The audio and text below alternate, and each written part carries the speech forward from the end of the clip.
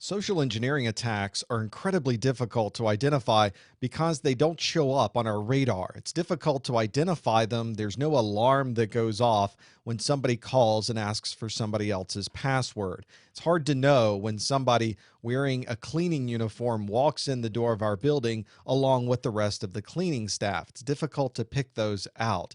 So, this is why social engineering, probably more than any other type, is so difficult to identify as an attack vector on our network. This may even be something like a phone call. Someone calls in and says, "Hi, I'm with the help desk. We're having a problem with your account. Can you step me through the process you used to log in?" There's your username. Yes. And what password are you using? Okay. Help me understand more. Well, at that point, they already have your username and password. It sounded legitimate. They used the name of the company. They said they were calling from the corporate headquarters. They were so nice on the phone, asked how the weather was. Well, of course they did. The bad guys wanted to get that information out of you, and they do that in a way that makes it socially acceptable for them to be able to do that.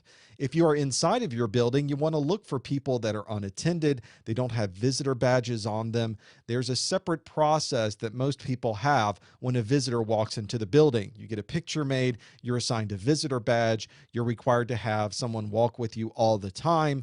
It's one of those things, especially in very large and very secure environments, that's incredibly important. Otherwise, people could be walking around the building and there's no badge on. And because your process isn't one to give them a badge, they look like any other normal employee. That becomes a big challenge when you're trying to stop the bad guys from simply walking in the building and getting the information they want.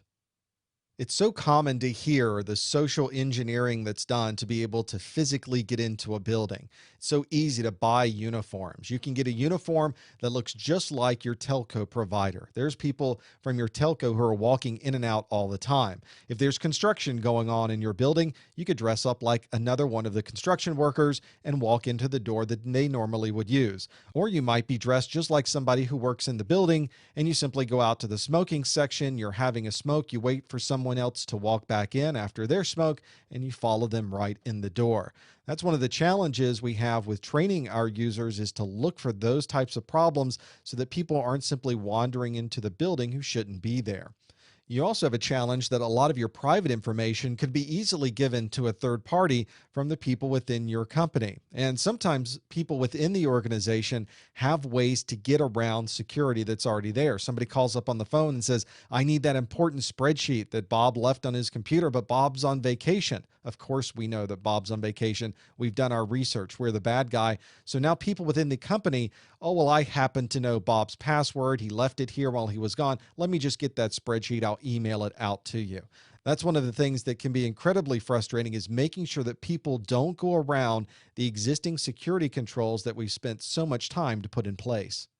One of the latest social engineering scams that's being done to people in their homes is to have somebody from Microsoft technical support call them, identify themselves as a Microsoft support engineer, and tell them that their machine has been identified as being infected with some viruses. Can you please turn it on and step through these processes? I need remote access to that device. Thank you very much. Let me run some programs. And now I've gathered information off your machine and perhaps put my own little backdoor right on the device so that now it becomes another one of the devices that I own.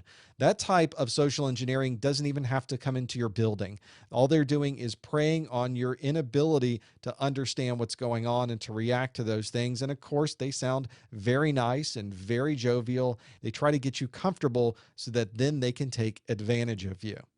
Your social engineering may not even require that you be very social. You can take a bunch of USB keys, maybe stamp the logo of a company onto the side of them, spread them around a parking lot, and now you're waiting for people who are curious to pick up those USB keys. And even though you've told them, do not plug in a USB key that they don't know where it came from, they walk into the building, they go to their corporate device, they plug in the USB key, and now they're infected with whatever the bad guy put onto them. They're trying to take advantage of some of these social cues and being able to get around your existing security. So as you work on keeping your network secure, make sure you also keep an eye out for these social engineering attacks.